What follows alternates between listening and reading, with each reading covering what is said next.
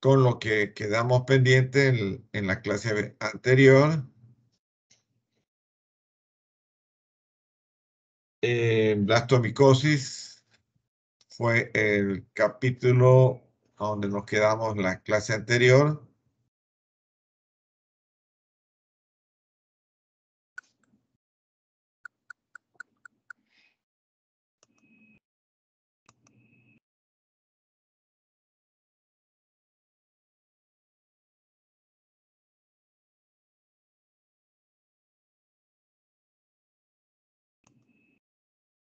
Bien. Bien, entre las lesiones que afectan a la piel está la blastomicosis, pero también esto puede ser producto de una inoculación por vía inhalatoria o generalmente simultáneamente inhalatoria y por la piel. La principal síntoma que se da de la blastomicosis cuando se disemina son los siguientes: dolor óseo, dolor torácico, tos acompañada de moco de tipo marrón, fatiga, malestar general, erupciones cutáneas y dolor articular. Las infecciones al principio pueden afectar los pulmones.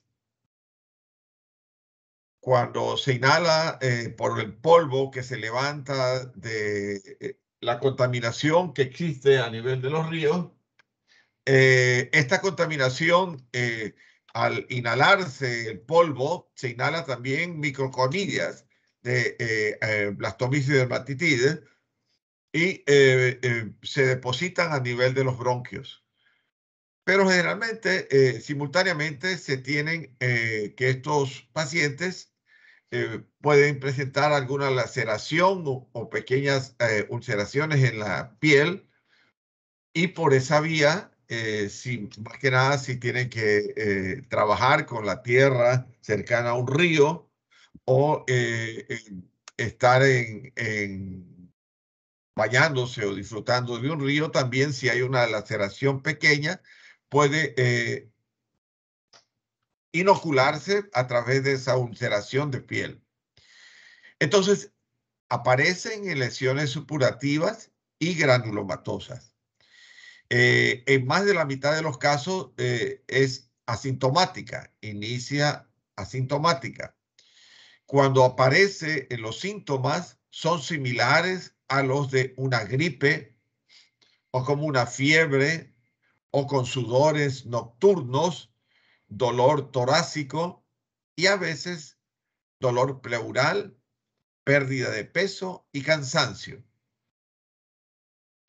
Se puede convertir en una infección pulmonar crónica y se puede diseminar. Cuando se convierte en una enfermedad pulmonar crónica, como observamos aquí, se observa una trama bronquial muy acentuada con formaciones de nódulos que corresponden a granulomas, muy similar que las que se observa en la tuberculosis. Por eso es que se tiene que hacer el diagnóstico diferencial con la tuberculosis. Y como vemos en la parte superior, en la piel, fruto de que el paciente por insectos eh, sienta un escozor al picar un insecto en la mejilla o en la mano, al rascarse inoculan en este caso la levadura o las micoconidias, y automáticamente por vía sanguínea se disemina. Las principales partes del cuerpo afectadas entonces van a ser la piel, los huesos, las articulaciones, el sistema genitourinario y en menor medida el sistema nervioso central y otros órganos. También se conoce blastomicosis norteamericana con enfermedad de Gilchrist o enfermedad de Chicago. Uno de los lesiones que inicialmente se describieron y se diagnosticaron fue en Estados Unidos, Norteamérica, por eso es que se le denomina blastomicosis norteamericana, porque fue estudiada por Schilder y Sweat en la ciudad de Chicago. Bien, entonces, ¿qué tenemos? Cuando la infección se da, en cambio, en la ribera de los ríos de Sudamérica, en la Amazonía, en la área nuestra amazónica, en la área de toda Sudamérica, de los ríos, se le denomina blastomicosis sudamericana, pero fundamentalmente es la misma, ¿no? Entonces tenemos blastomicosis dermatitides, el agente causal.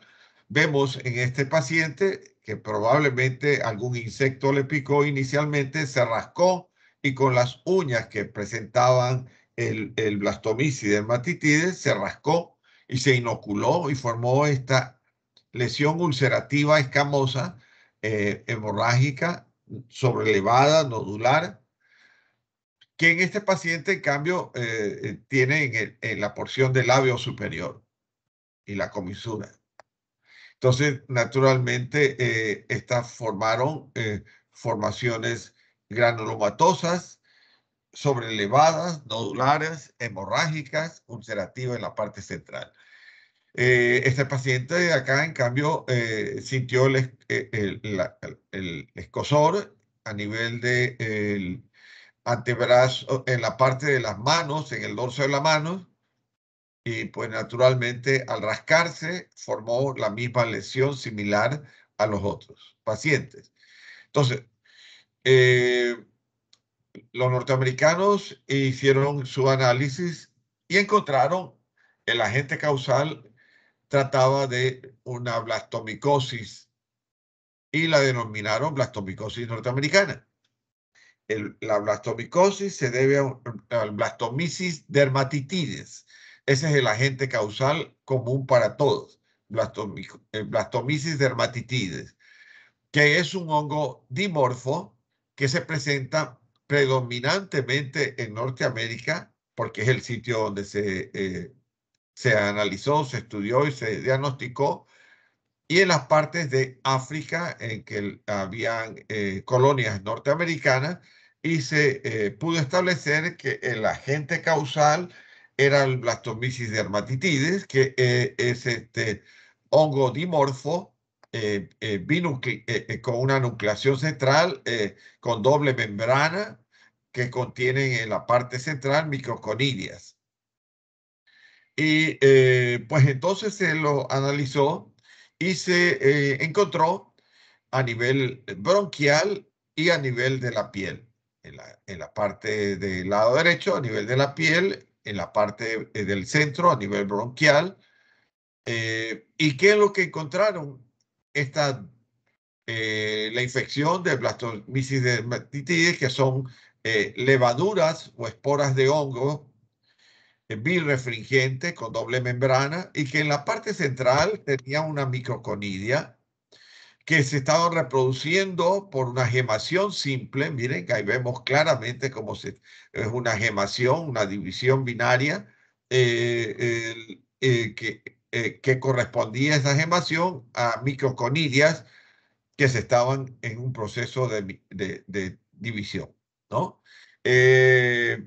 Esta micoconidia de blastomisis dermatitides, encontramos en la parte central un núcleo con formaciones de levaduras de menor tamaño que corresponden al blastomisis dermatitides, eh, que lo observamos un poquito con mayor detenimiento en la micrografía de la piel del lado superior derecho, que observamos unas levaduras pequeñas dentro de la parte nuclear.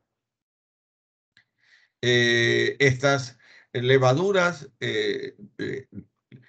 fueron inicialmente fagocitadas por macrófagos o histiocytos, que lo encontramos tanto en la piel, en la dermis, como a nivel bronquial. Estos macrófagos o histiocytos para poder contrarrestar, se fusionaron. Para contrarrestar la infección se fusionan, como lo vemos acá, del lado izquierdo.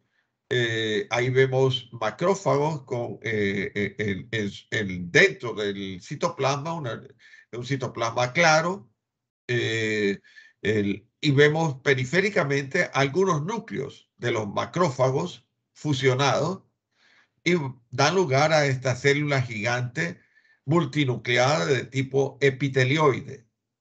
Célula gigante multinucleada de tipo epitelioide.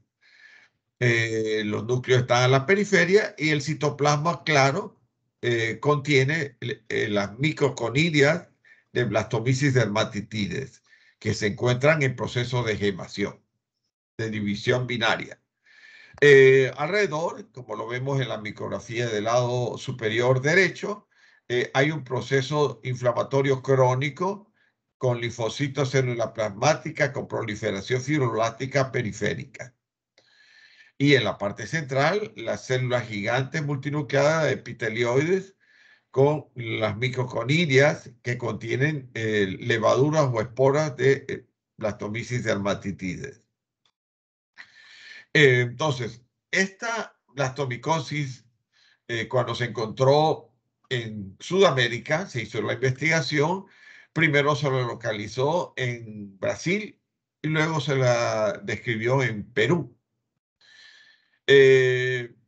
Pues naturalmente porque en toda Sudamérica hay bastantes ríos y entre esos el Gran Amazonas. Y pues en la humedad, en los árboles secos, se forma un moho verde y ese moho verde contiene los Blastomyces dermatitides, que en contacto con la tierra o con la arena se disecan y al levantar con un viento se hace polvo y puede ser susceptible de inhalarse. Entonces, epidemiológicamente, la distribución geográfica también se dio en el Perú. La blastomisis sudamericana se representa en Perú solo en las regiones de la ceja de la selva y la selva baja de la amazónica. Pues nosotros también tenemos el inicio del Amazonas en nuestros ríos y naturalmente tenemos también troncos de madera con gran cantidad de moho. Y pues de ellos nace el Blastomyces dermatitides, debido a que en estas zonas de clima tropical se reúnen las condiciones ecológicas apropiadas para la supervivencia de la vida saprófica del Paracoccidioides brasilensis. Así se denominó cuando los brasileros fueron los primeros que diagnosticaron el Blastomyces dermatitides. Entonces ellos inicialmente le pusieron como Paracoccidioides brasilensis, pero es la misma género y especie que dio esta forma infectante. Esta micosis no existe en forma autóctona ni en la costa ni en la región andina. Esto es una publicación antigua, pues ya hoy por hoy se conoce que es el mismo agente causal, pero que fueron, al ser descubierto por los brasileros, se le dio el nombre de Paracoccidioides brasilensis. Al ser descubierto en la ribera con los peruanos, se le puso blastomicosis ya no norteamericana, sino sudamericana. Pero fundamentalmente es lo mismo. Si ustedes observan la micrografía del lado izquierdo, está la levadura de Blastomyces dermatitides con una doble membrana refringente y las microconidias en la parte central. Exactamente el mismo del Blastomyces dermatitides norteamericano. Y ven la radiografía de estándar de tórax, los granulomas que se forman claramente en las tramas pulmonares, bien circunscritos, bien delimitados, que se asemejan mucho a la tuberculosis. Alguien que ve esta imagen radiográfica podría pensar que es una tuberculosis, pero tiene que hacerse el examen de esputo y la broncoscopía para estar seguro de que dentro del diagnóstico diferencial está la blastomicosis, blastomisis dermatitidis. Bien, Doctor, ¿cuál sería el diferencial de blastomicosis? paracoccidioidomicosis ¿sí? Paracoccidioidomicosis o histoplasmosis. Ok. Ok, bien. Ahora vamos a hablar del líquen plano. El líquen plano tiene una etiología desconocida. Se sospecha que es una enfermedad de tipo autoinmune. El diagnóstico clínico el diagnóstico se lo hace a base de características clínico-anatomopatológicas. Se da una lesión reticulada blanca patoneumónica con estrías de Wickman. Tiene un potencial de malignización del líquen oral. El líquen pilar produce alopecia cicatricial, produce un fenómeno de Koepner positivo.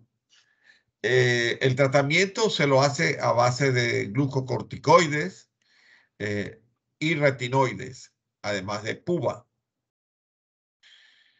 Algo característico del líquen plano es que presentan pápulas, como vemos aquí en el antebrazo y en la mucosa oral de este paciente. Ahí vemos claramente las pápulas planas, esas pápulas son planas, poligonales, tienen algunas formas poligonales, purpúricas, tienen un color rojo purpúrico y son pluriginosas.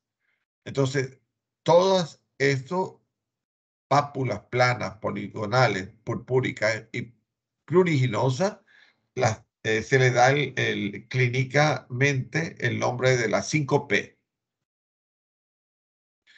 Y aquí vemos la 5P como con un dermatoscopio, es decir, un microscopio de 4 por que se acerca a la piel. Este dermatoscopio presenta estrías de Wickham. Estas estrías de Wickham es hallazgo en la cual presentan las características pápulas en forma de placas, son poligonales, son pigmentadas y el paciente tiene abundante plurigo, son pluriginosas.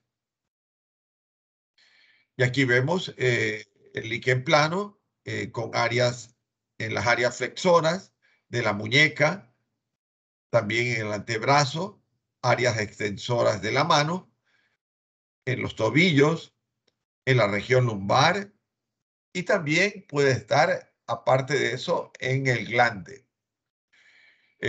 Son formaciones de máculas pápulas, poligonales, purpúricas, pluriginosas, causan bastante escozor, son pequeñas y planas y forman placas muy características.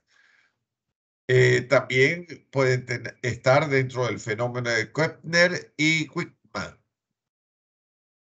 Bien, si hiciéramos una biopsia a la piel de este paciente, vamos a encontrar lo siguiente. El líquen plano presenta un infiltrado en banda de linfocitos. Miren ese infiltrado en banda de linfocitos en la dermis papilar. Miren, en la dermis cercana a la papila, han infiltrado de la dermis. Que toca, este linfocito toca la superficie inferior de la epidermis. Está tocando la superficie inferior de la epidermis. Y además, este líquen plano tiene la característica de tener numerosos cuerpos coloides. Miren, son estos colores rojizos, anaranjados, que se ven. Son cuerpos de coloides en la dermis papilar, muy cercano a la dermis papilar con infiltrado de linfocitos que roza la superficie inferior de la epidermis. Pero también lo podríamos encontrar en la mucosa oral. Y cuando lo encontramos en la mucosa oral puede estar, por ejemplo, en la lengua, como se observa en este paciente, presenta un líquen plano como una placa en la lengua. Miren esa placa en la lengua,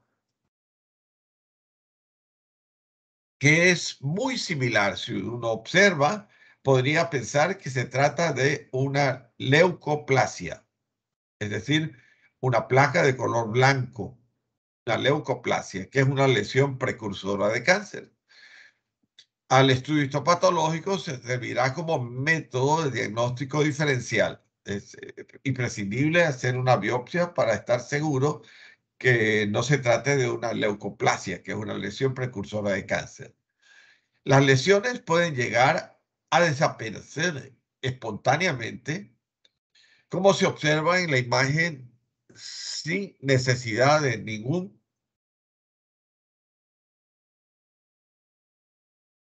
tratamiento. Miren, si ustedes observan la lengua del lado derecho, la leucoplasia, y del lado izquierdo la leucoplasia y del lado derecho totalmente ya sano. Hay uno que otro vestigio de esa leucoplasia, ¿no? De esta lesión del líquen plano oral, pero espontáneamente, sin ningún tratamiento, como es una enfermedad de tipo autoinmune, al desaparecer el factor, pues desapareció también la lesión. Y aquí también tenemos lesiones erosivas del líquen plano rojo en la mucosa yugales, ¿no? Tanto del lado derecho como del lado izquierdo. Miren, tienen exactamente la misma lesión en la mucosa yugal que forman de forma bilateral. Tiene una lesión muy simétrica. Presenta una úlcera que aparece en estrías de Wickham, característico del líquen plano. Y ahí se ve claramente el líquen plano. La mucosa yugal bilateral. Al hacerle la biopsia a esta mucosa oral, se observa lo siguiente.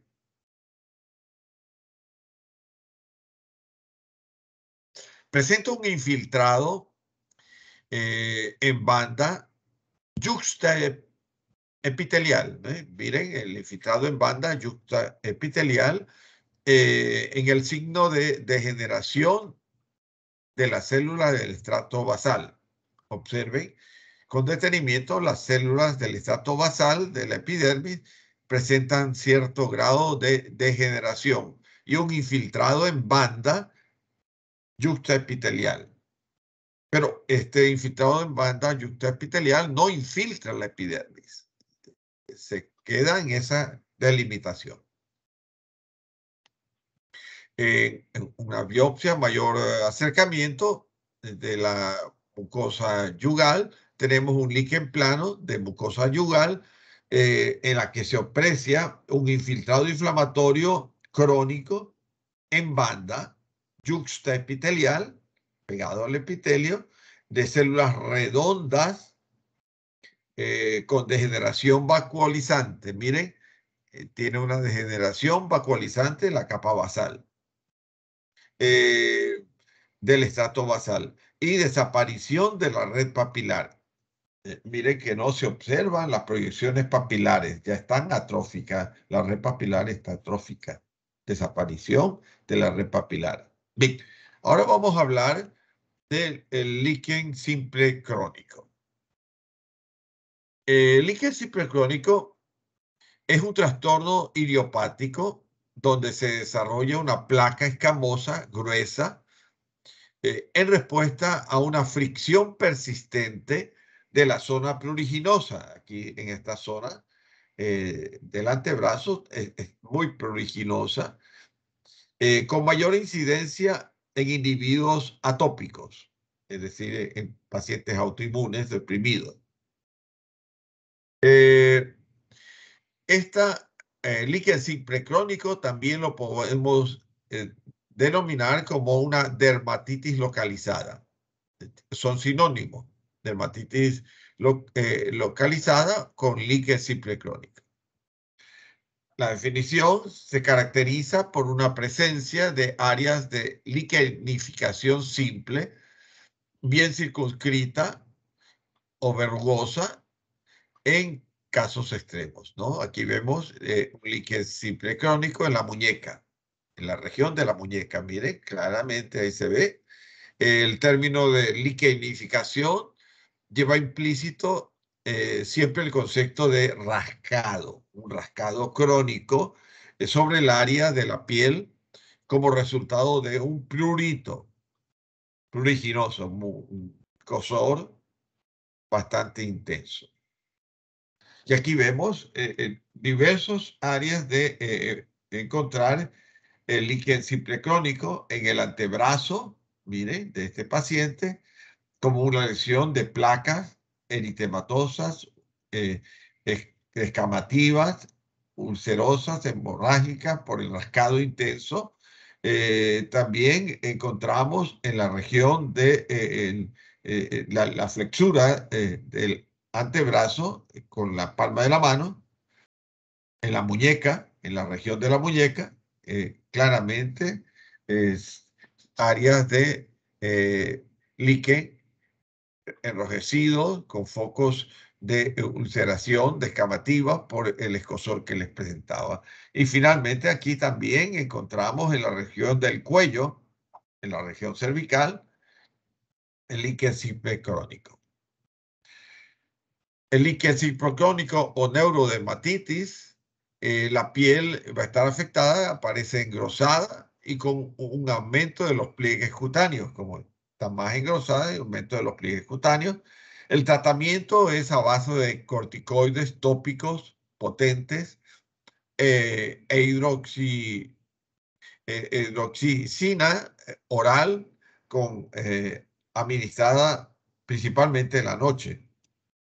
Siempre hay que explicar al paciente que el rascado crónico puede llegar a perpetuar el problema. Entonces, deben tratar de no provocar ese rascado, no producir ese rascado. La neurodermatitis se acompaña de prurito marcado en las áreas específicas. Frecuentemente se agrava con crisis emocionales, inestabilidad emocional que tenga el paciente puede agravarse. Empeora con irritantes primarios de diversos tipos y entonces tiene que hacerse, muy importante, una dieta y provocar y observar para poder diagnosticar qué alergeno es el que llevó a provocar esta neurodermatitis. Establecer cuáles son los alergenos. Las lesiones son pápulas confluentes y placas eritematosas. Estas pueden ser pigmentadas de varios centímetros de tamaño. Pueden producirse escoriaciones, hiperkeratosis y liquenificación. El acortamiento de la piel localizada en el área específica. Los líquen simple crónicos pueden tener diversas localizaciones. Puede estar en la región posterior del cuello, como observamos en este gráfico, en los bordes en los bordes cubital de los antebrazos. Miren, la región cubital de los antebrazos. También pueden estar en la región peritibial o en el dorso del pie, pero también se puede hacer presente en las regiones genitales y perianales. El líquen simple crónico presenta un engrosamiento epitelial benigno Y la hiperkeratosis puede ser el resultado de una infección, pero ahora en la región vulvovaginal crónica. Durante la fase aguda, como la vulvitis diabética, las lesiones pueden ser rojas y húmedas, demostrando una infección secundaria. El padecimiento se exacerba por el prurito acompañante a la causa de la rascadura. Al representarse un engrosamiento de la piel de una vulva, va a producir una maceración y una lesión blanca elevada que puede ser difusa o circunscrita para afectar cualquier porción de la vulva o del perineo. Y aquí vemos el líquen simple crónico en la región de la vulva. Miren, en la fotografía que encontramos aquí, la paciente va a tener síntomas de prurito, escozor progresivo, que alivia temporalmente al rascarse. O sea, al rascarse se alivia un poco ese escozor. Causante pueden ser los detergentes, los suavizantes, el papel higiénico de color o el papel higiénico perfumado. Las lesiones pueden originar placas engrosadas con un aumento de los pliegues cutáneos, una hiperpigmentación y los labios mayores y menores y el cuerpo perineal afectado. En la parte fisiopatológica, los trastornos inmunitarios, vamos a encontrar células sanguíneas periféricas, en la que si hiciéramos un marcaje, serían CD4 positivos con alzas del TH2, con una expresión atópica de citocinas del tipo de interleuquina 4, 5, 10, y un aumento de la inmunoglobulina E y un aumento de la inmunoglobulina M. Además, va a presentar mastocitos, eosinófilos y basófilos. El líquen simple crónico, en la parte histopatológica, va a presentar hiperplasias epidérmicas de tipo psoriasiforme. Es decir, se asemeja a la lesión epidérmica de la psoriasis. La lámina suprapapilar va a estar gruesa, con un engrosamiento de la dermis papilar, con orientación vertical del colágeno. Hay una gruesa capa ortoqueratósica compacta, una hipergranulosis subyacente, que puede haber paraqueratosis focal intercalada con la ortoqueratosis, y puede haber escoriaciones focales. Aquí observamos en una biopsia, en la microscopía de luz con hematoxilina y eosina, cortados los cortes histopatológicos, miren, se observa claramente una hiperplasia epidérmica, una hiperplasia pero de tipo psoriasiforme. Miren cómo prolongan los crestas interpapilares alargadas, muy delgadas, alargamiento de las crestas interpapilares, con alineamiento vertical del colágeno. Miren, del lado derecho se ve el alargamiento vertical del colágeno en la dermis papilar, con hipergranulocitosis en la parte superior de la epidermis, con paraqueratosis. Observen claramente la capa córnea nucleada. Eso significa paraqueratosis focal intercalada con ortoqueratosis, engrosamiento del tracto córneo. Bien, ahora vamos a Doctor, hablar. Entonces, Dígame. en el líquen, ¿cuál sería el diagnóstico diferencial? El líquen simple plano, el líquen simple crónico, la dermatitis puede ser dermatitis por blastomices. Ok, doctor, gracias. ¿Ok? Bien, ahora vamos a hablar de la verruga vulgar.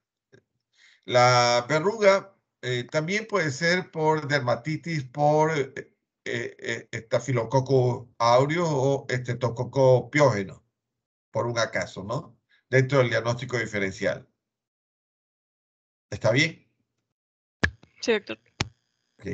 Bien, ahora vamos a hablar de la verruga vulgar. Las verrugas son tumores generalmente benignos de la piel y mucosa. Se presenta como lesiones papulosas hiperqueratóxicas. Son causadas por infecciones fundamentalmente por el virus de papiloma humano, que juega un rol muy importante, el virus de papiloma humano. Las verrugas vulgares tienen la etiología asociada preferentemente al virus de papiloma humano tipo 2, fenotipo 2, el virus BPH6, BPH11, principalmente BPH2, 6 y 11. También son causados por otros tipos de virus de papiloma humano, el BPH6, BPH7, el BPH40, el BPH1 y el BPH4. La transmisión del virus puede ser de forma horizontal o por autoinoculación. Es decir, puede transmitirse de persona a persona por los formites, es decir, a través de las uñas o el rascado por autoinoculación. La verruga vulgar vamos a encontrar en diversas partes del cuerpo. Tenemos verruga vulgar en los dedos de la mano, que son las verrugas papulares. Podemos encontrar verrugas a nivel de los párpados, que son verrugas filiformes. Podemos encontrar verrugas en las áreas de la barba, que son las verrugas planas o filiformes. Las verrugas del cuero cabelludo, que son grandes y exofíticas. En la palma y en las plantas, es la primera que suele ser lisa y de bordes bien definidos en las palmas. Y en las plantas son planas y crecen también hacia adentro.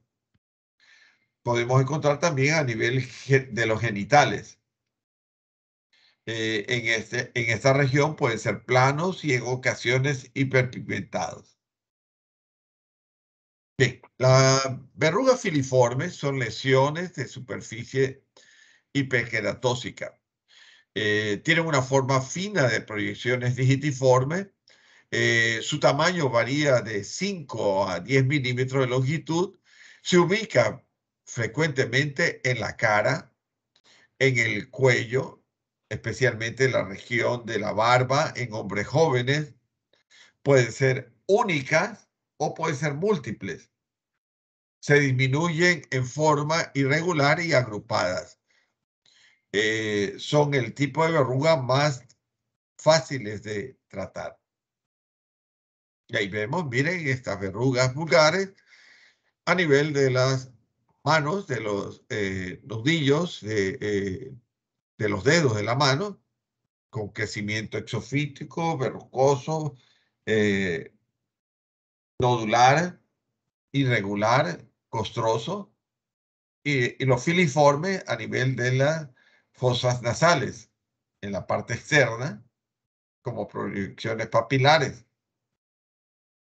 Pero también pueden encontrarse verruga vulgar a nivel del dorso de la lengua, en la base de la lengua o en la comisura de los labios. Más que nada cuando se practica al masticarse, por ejemplo, esa verruga de los dedos, al mascarla por tratar de palparla, se puede inocular y si tiene alguna pequeña lesión, se pueden infectar y haber la autoinfección. La verruga vulgar tiene un pronóstico y factores predisponentes. La verruga vulgar oral puede tener una regresión espontánea, particularmente en los niños. Responde a la simple incisión o al tratamiento con láser o criocirugía. La recidiva es inusual en todas las lesiones epiteliales removidas y tienen un potencial no maligno, es decir, no se predispone a desarrollar cáncer. Bien, aquí observamos diversos tipos de verrugas vulgares a nivel del párpado inferior, como una reacción polipoide, con una ulceración central, o en los dedos de la mano, alrededor de los pulpejos, como nódulos, o una formación filiforme, alargada, papilar, en los párpados. Pero también se puede encontrar verrugas vulgares a nivel de la planta del pie, como lo observamos en este paciente. Generalmente crecen en la planta de los pies.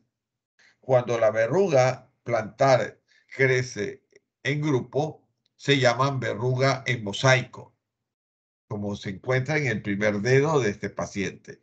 La mayoría de las verrugas plantares no sobresalen a la superficie de la piel como lo hacen las verrugas comunes,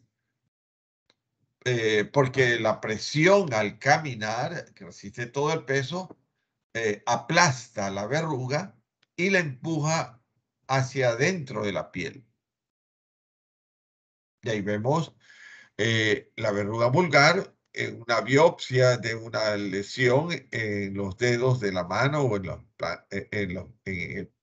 el dorso de la mano o en la cara también, en los párpados. Miren, una lesión muy característica que hay una hiperkeratosis con papilomatosis, con acantosis y vemos que la verruga vulgar presenta una proliferación inducida por los virus queratinocitos con foco de células vacuoladas, como vemos acá, miren esas células vacuoladas en la parte superior de la papila, que tienen un amplio edema perinuclear con núcleos hipercromáticos, edematosos, y estos corresponden a células coilocíticas, ¿no?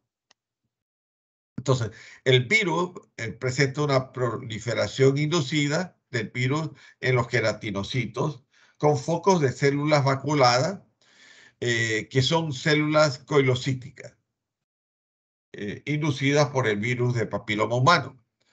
En los niveles verticales de la célula paraqueratosis y focos de gránulos de queratohialina, miren, ahí se ven los gránulos de queratohialina agrupados. En nuestra muestra esta lesión, una formación acantósica, miren cómo crece hacia la dermis acantósica, papilomatosis, con papilomatosis, proyecciones papilares múltiples, hiperkeratosis, las crestas interpapilares son alargadas y en la periferia de la verruga se doblan hacia el interior con un punto radial hacia el centro. ¿Sí? Tienden a irradiar hacia el centro de la lesión. Y aquí tenemos el condiloma acuminado, o que es una lesión, una variante del virus de papiloma humano, pero que se da más que nada en la región genital. Esta lesión produce una lesión exuberante como una masa de mayor tamaño que se lo va a denominar condiloma acuminado. Este condiloma acuminado presenta una infección de transmisión sexual. La transmisión es directa, sexual, causado por virus de papiloma humano. Y dentro de los virus de papiloma humano lo vamos a clasificar en dos grandes grupos, el de alto riesgo y el de bajo riesgo. El virus de papiloma humano, hay 150 tipos de papiloma humano, de los cuales 42 son de tipo genitales. De los de alto riesgo, es decir, son aquellos virus de papiloma que pueden generar cáncer en la mucosa que se encuentre. Están los principales de ellos, el 16 y 18, que dan el cáncer de cuello del útero, pero también el 31, el 33, 35, 39, 45, 51, 52, 56, 58 y algunos más son los de alto riesgo. Y los de bajo riesgo, fundamentalmente, los que producen las verrugas genitales, las que estamos hablando, son de genotipo 6 y 11. Bien, en cuanto a la etiología, se produce por el virus de papiloma humano y cuando se da en la piel puede producir verrugas vulgares o verrugas planas o plantares. Dentro de la epidemiología pueden dar lugar a epidermodisplasia verruciforme o un cáncer cutáneo no melánico. En cambio, en las mucosas podemos tener en el aparato respiratorio y en el aparato respiratorio podemos observar que producen papilomatosis laringea, ¿no? A nivel de la laringe, papilomatosis, pero también puede encontrarse en la región anogenital. Y cuando se encuentra en la región anogenital, reciben el nombre de condiloma acuminado o condiloma plano. Luego, la neoplasia intraepitelial cervical, el SIN o NIC, son lesiones intraepiteliales escamosas con lesiones preneoplásicas. Y finalmente, el carcinoma cervical con células escamosas, pero también que pueden desarrollar un adenocarcinoma de células de epitelio cilíndrico o cúbico.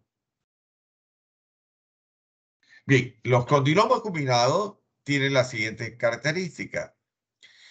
Luego de la inoculación de la relación sexual que haya tenido el paciente, hay un periodo de incubación de 3 meses. La incidencia de crecimiento inicia en un tegumento a nivel vulvar. Como vemos aquí, puede causar prurito y da lugar a siembras coalescentes. Coalescentes quiere decir que tienden a fusionarse unas con otras. Es decir, estos papilomas forman masas en forma de coliflor o vegetante. Son siembras coalescentes, con verruga racimosa en forma de racimos en coliflor, como vemos acá, en forma de coliflor. Pero también pueden encontrarse condiloma acuminado en el hombre, como tenemos acá un condiloma acuminado gigante en la cabeza del pene, localizado en la parte ventral del glande, en la parte ventral del glande. O también en el dorso del pene, como vemos esas masas en coliflor, exofítica vegetante en el dorso del pene. El papiloma, el virus de papiloma humano produce el condiloma acuminado de cervix, de vagina, de vulva, de periné y áreas perianales. Los virus son de transmisión sexual. Las lesiones que van a dar son de tipo exofítica o papilomatosas en lesiones típicas. Ahora se conoce el condiloma plano, el condiloma invertido, con estudios de colposcopía. Dentro del diagnóstico diferencial, el condiloma combinado puede hablarse de hiperplasia epitelial focal. Perdón un ratito. ¿Aló?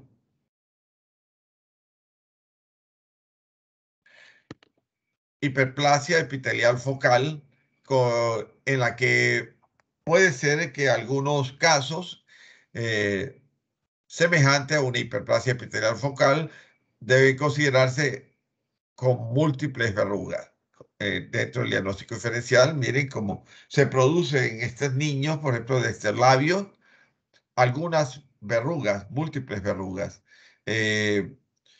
intrabucales dentro de la boca, ¿no? En la realidad representa el mismo tipo de infección. Realmente tiene que ver también con el virus de papiloma humano, pero afortunadamente de genotipos de bajo poder maligno. Se requiere estudios de hibridización del DNA. Eso es importante, la hibridización del DNA. Nosotros lo hacemos en mi laboratorio, en el Omni Hospital. Y pues naturalmente con esto podemos lograr saber si en un adulto, por ejemplo, que tenga una lesión de este tipo, saber si en el futuro va a desarrollar una lesión benigna como papiloma o condiloma, o pueden generarse en un carcinoma escamocelular o epidermoide, que ya son totalmente diferentes tratamientos clínicos. Entonces, se requieren estudios de hibridización del DNA para clasificar con precisión estas lesiones. El papiloma escamoso y las verrugas vulgares son características clínicas que se localizan en cualquier sitio de la mucosa de la boca, de predilección en el paladar de la úvula. Las anomalías miden menos de 1 centímetro de diámetro mayor y presentan como alteraciones granulares exofíticas, como la vemos acá, en la superficie parecida a una coliflor. Se asemeja a una coliflor. Habitualmente son solitarias, aunque en ocasiones pueden aparecer varias, como lo vemos aquí, que también se observan en la mejilla, en la mucosa yugal y en los bordes laterales de la lengua. Bien, aquí observamos también un condiloma combinado en la porción interna del labio inferior, o también condiloma combinado en el frenillo lingual. Miren, debajo en la base de la lengua está el frenillo y se ve el condiloma combinado. O como el que ya hemos hablado previamente, el condiloma combinado en la vulva. Más que nada se va a contaminar en pacientes que hacen sexo oral y pues que pueden perfectamente contaminarse a nivel de la mucosa oral cuando hay pacientes que tengan condiloma en la región de la vulva o en el pene. Aquí vemos el papiloma como una masa exofítica polipoide, vegetante o coliflor. Y fíjense que también internamente en el introito de la vulva se ven lesiones condilomatosas. Las verrugas genitales o condiloma combinado son una infección de transmisión sexual causada por virus de papiloma humano, el VPH, que puede infectar la vulva, la vagina, el cuello del útero, el pene, el recto, el ano, la boca, la garganta y la piel. hay muchos tipos de virus de papiloma humano. Algunos pueden causar verrugas en los genitales de la mujer y en los hombres, en la porción de el pene. Y otros pueden causar cáncer de cuello uterino. Puede llegar a desarrollar cáncer de cuello, más que nada en aquellos pacientes que el genotipo es el genotipo 16 y 18. Ellos son los que tienen más alto riesgo de desarrollar carcinoma de cuello del útero. Bien, los condilomas acuminados que estamos hablando son lesiones típicas con proyecciones papilares múltiples, como lo observamos aquí, múltiples proyecciones papilares del epitelio pavimentoso, y que tiene un infiltrado linfocitario crónico en el estroma fibrovascular que está centrado, y que en la superficie presenta estas células coilocíticas que ya hemos hablado, cuyo ADN, cuyo núcleo está infectado por el virus de papiloma humano, que da origen a estos núcleos edematosos con cromatina granular irregularmente distribuida y un amplio halo perinuclear, que son las células coilocíticas causadas por el virus de papiloma humano. Bien, ahora vamos a hablar de cáncer de piel. Doctor, Dime. ¿cuál sería el diferencial de condiloma acuminado? El papiloma simple, Ok, entonces tenemos aquí, también puede ser la verruga vulgar, ¿no? Verruga vulgar. Papiloma simple o verruga vulgar, cualquiera de ellos. Y el condiloma combinado. ¿Ok? listo. Bien, vamos a hablar ahora de los tipos de cánceres de piel. Fundamentalmente son tres los principales, ¿no? Que tienen relación con el cáncer epidérmico. Tenemos el que nace en las células escamosas del epitelio de Malpillo, del epidermis, el que nace en las células basales, que forma el carcinoma vasocelular, y el que nace en los melanocitos o neuroectodermo. Y aquí lo vemos, miren, si hay este gráfico, si se inicia el cáncer por exposición a rayos ultravioleta, y que generalmente es el más frecuente, aparte del virus de papiloma humano y aparte diversos tipos de agentes etiológicos que ya vamos a hablar. Si la lesión se inicia en los melanocitos, ¿no? En la parte basal, donde se encuentran las células neuroectodérmicas, van a formar o dar origen al melanoma. Si se inicia, en cambio, en estas células basales, de la porción parabasal y basal, va a originar el carcinoma de células basales. Y se inicia, en cambio, en las células escamosas del cuerpo de Malpillo, entonces va a dar el carcinoma de células escamosas o epidermoides. Aquí tenemos el cáncer de piel. Los dos tipos de cáncer de piel más comunes son el carcinoma vasocelular y el carcinoma espinocelular. El carcinoma vasocelular forman estos nódulos telangiectásicos brillantes, perlados, infiltrantes, eh, y el carcinoma espinocelular o escamoso forman áreas de queratinización, áreas de ulceración, mal delimitado e infiltrante.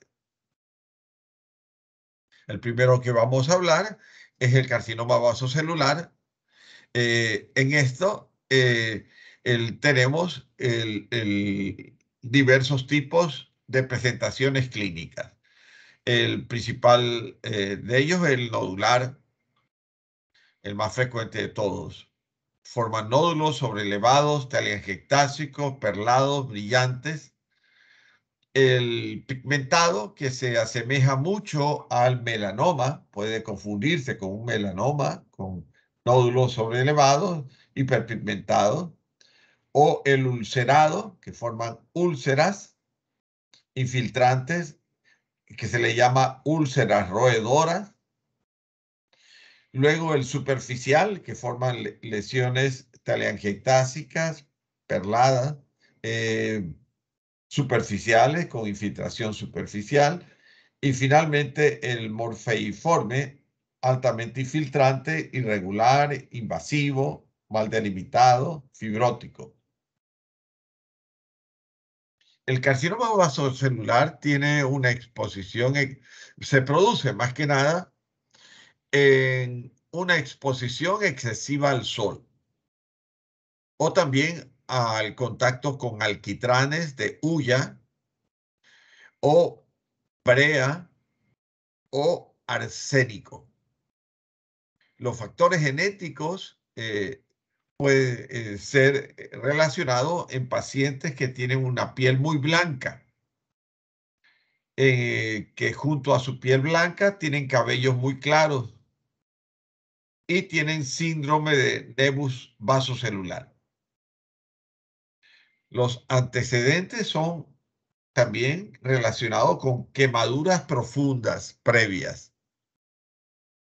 En la parte fisiopatológica hay nódulos únicos, pequeños y duros en forma de cúpula. Mire, como vemos aquí, esta lesión nodular papilar en una cúpula, como una formación cupular de color carne, de un color rojizo, café rojizo, de bordes elevados, de color blanco perlado, y tiene la forma más frecuente de cáncer nódulo ulceroso. El aspecto histológico, el tumor está formado de pequeñas células basales o basaloides e indiferenciadas. Normalmente tienen una invasión que suele ser local. Estos no producen metástasis, es muy importante, este carcinoma vasocelular no produce metástasis. El más frecuente de la etiología es la radiación de rayos ultravioleta, que va a dañar el DNA de las células o ADN, va a causar una mutación genética a nivel del DNA que va a inducir a la proliferación celular. Y de acuerdo a esto, pues puede afectar los melanosomas, las células basales o las células escamosas. Los factores extrínsecos pueden ser las radiaciones ionizantes, que estamos hablando, de agentes químicos, de hidrocarburos policíclicos, hidrocarburos policíclicos, aromáticos, clorofenoles, arsénicos. Esas son principales causas de activación del cáncer. Los factores intrínsecos intervienen los síndromes genéticos asociados a la sensibilidad, como son los rayos ultravioletas, así como la xeroderma pigmentosum, síndrome de Bassex-Dupré-Cristol, el albinismo y el síndrome de Gorlin. Aquí observamos cómo los rayos ultravioletas pueden incidir y afectar las diversas capas, en la capa basal, los melanocitos, las células basales o el estrato espinoso. Inclusive puede afectar los folículos pilosos en la región de estas mismas regiones que hemos hablado, la capa basal, la espinosa, el estrato espinoso o los melanocitos. Entonces, es importante e imprescindible colocar entonces un filtro reflector de las radiaciones para evitar estos cánceres de piel. Unos filtros que se ponen como cremas o como loción en la piel para evitar en los sitios más expuestos al sol. Aparte, naturalmente, de tener un periodo más corto de exposición a la luz de rayos ultravioleta. Bien, entonces tenemos que el carcinoma vasocelular superficial se puede presentar de esta manera, como una lesión eritematosa, congestiva, de bordes algo irregulares, nodulares, ligeramente elevados, con una úlcera central que comienza a roer, se le dice úlcera roedora, ulcus rodens, que paulatinamente va a afectar a la área circunscrita de la lesión.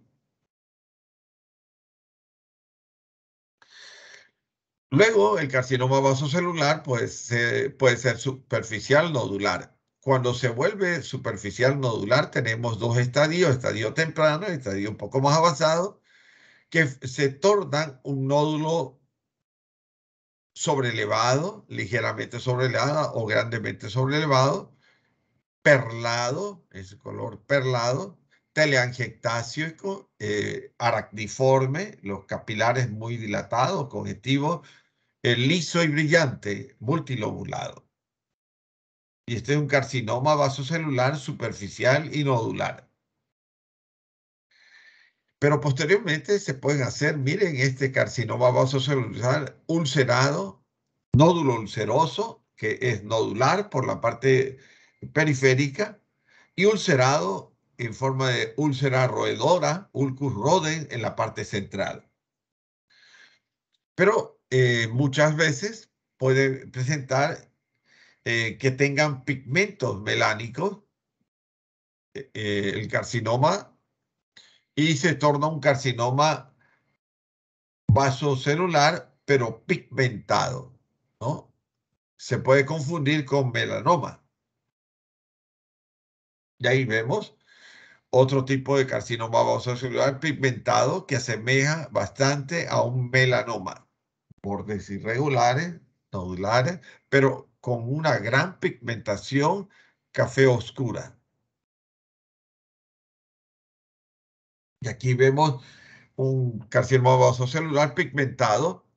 Y para estar seguro, los dermatólogos y los clínicos usan el dermatoscopio. El dermatoscopio es un lente de mayor aumento de 4 por 6 por y observan en detalle la lesión. Si la lesión presenta esta teleangiectasia, es decir, los capilares ramificados,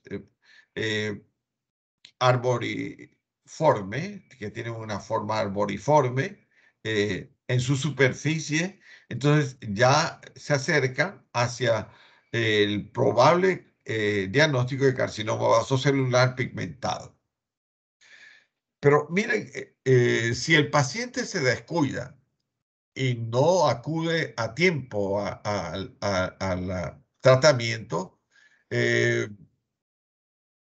implica de que esa lesión, ese cáncer de piel, forma lo que se llama úlcera roedora. Miren esa gran úlcera que se forma en la región parietal y que abarca también el pabellón auricular.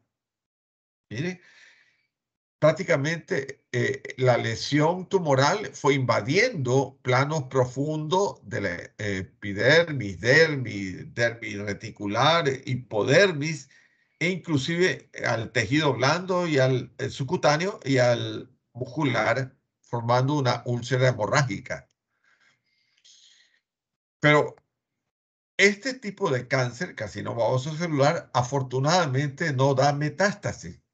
Es uno de los carcinomas que no da metástasis. El otro es el astrocitoma, o glioma a nivel cerebral. Pero este es uno de los carcinomas que no da metástasis. Por eso es que ha crecido tanto y ha deformado. Esto puede causar unas ulceraciones masivas. Miren cómo el pabellón auricular prácticamente lo ha borrado, lo ha ulcerado, ¿no?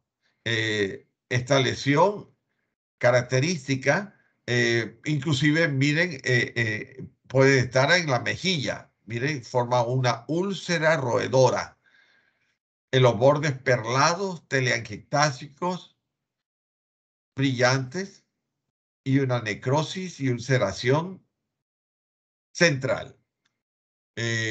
Estos son en estadio avanzado de carcinoma vasocelular ulcerado.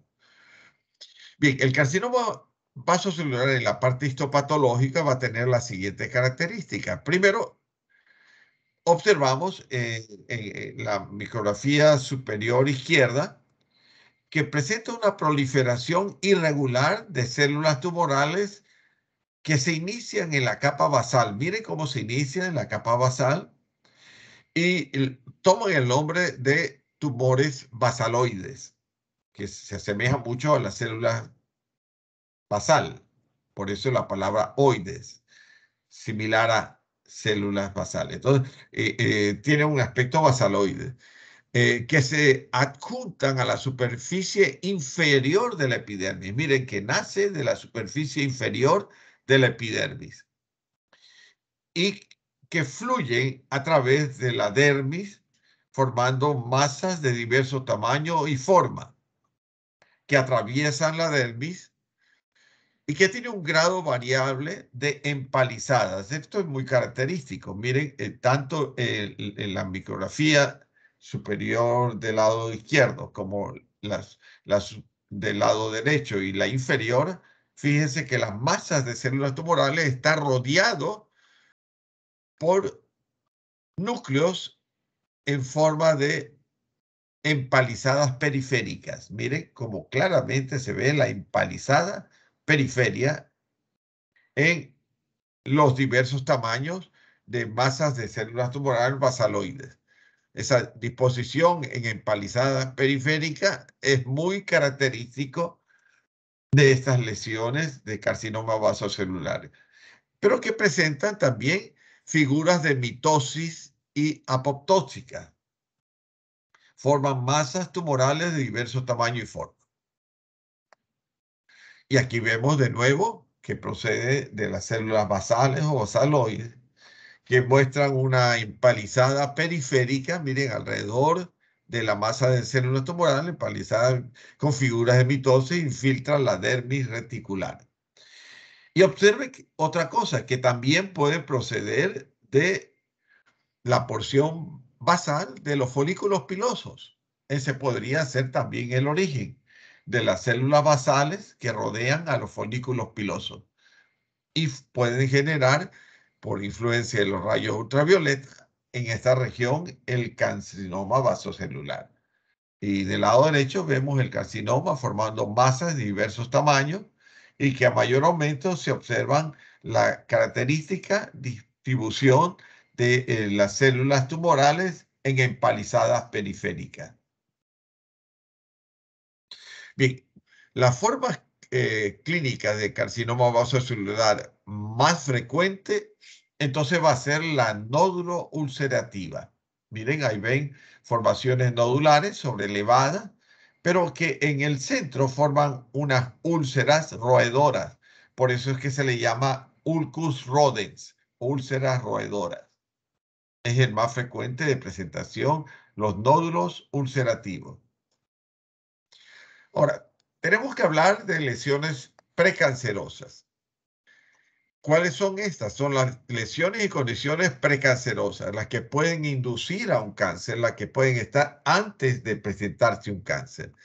Estas lesiones precancerosas pueden ser presentarse como una leucoplasia, que ya lo vimos, como lesiones blanquecinas, placas blanquecinas, o pueden presentarse como unas placas rojizas, eritroplasia, o puede tener como presentación una queilitis actínica o una palatititis micóticas, miconíticas, o pueden tener clasificación histológica con displasia epitelial y carcinoma in situ.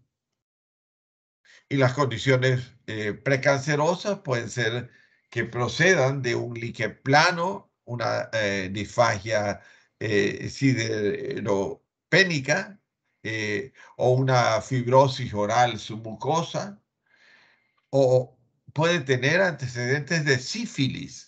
En pacientes que tienen sífilis pueden hacer en esa región nodular que produce la sífilis, el carcinoma, o pacientes que tengan lupus eritematoso discoide, originarse de esas lesiones de piel, o seroderma pigmentosa, o que tengan pacientes una inmunosupresión, o que tengan una epidermolisis bulosa o una disqueratosis congénita. Bien, ahora vamos a hablar del carcinoma epidermoide. Carcinoma epidermoide, entonces, nace de las células del estrato espinoso.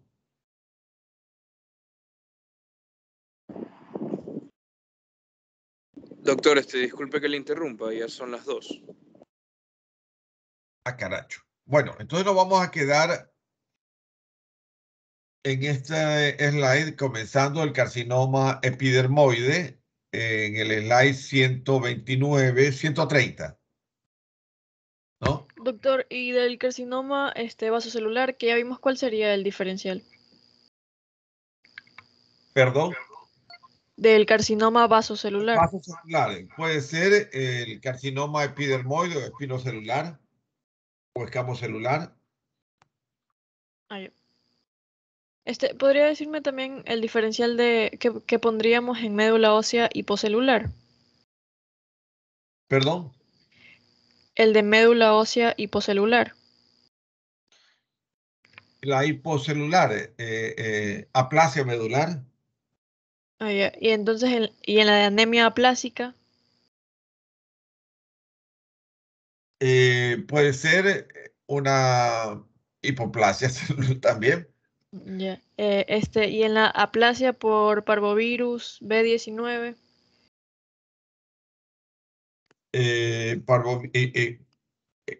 Me dices, perdón, de nuevo. aplasia por parvovirus B19. Bueno, en otro tipo de aplasia. Una aplasia puede ser medicamentosa. Ya.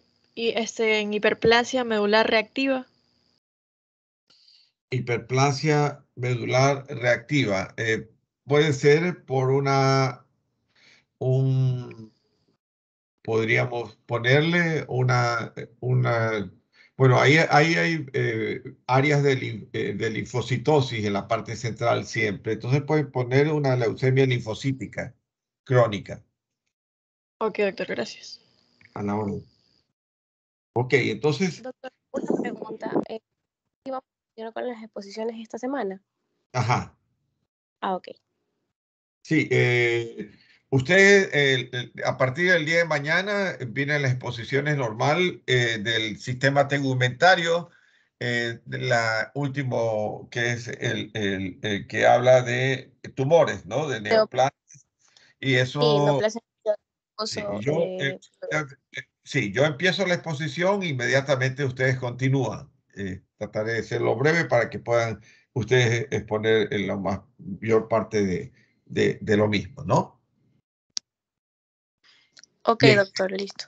sí, ya les voy a poner el día de hoy, les pongo para que puedan subir ya los seminarios, las fichas y las tutorías durante esta semana. Ya hoy, el día de hoy ya les pongo para que puedan hacerlo y poder ustedes subir todas ellas, ¿no? Bien, por favor, dice presente conforme lo llame. Álvarez. Álvarez. Aponte. Aponte. Arteaga. Presente, doctor. Buenas tardes. Buenas tardes. Valentina. Valentina. Bachón. Presente, doctor. Briones. Presente, doctor. Brito. Presente, doctor. Cava. Presente, doctor. Correa. Presente, doctor.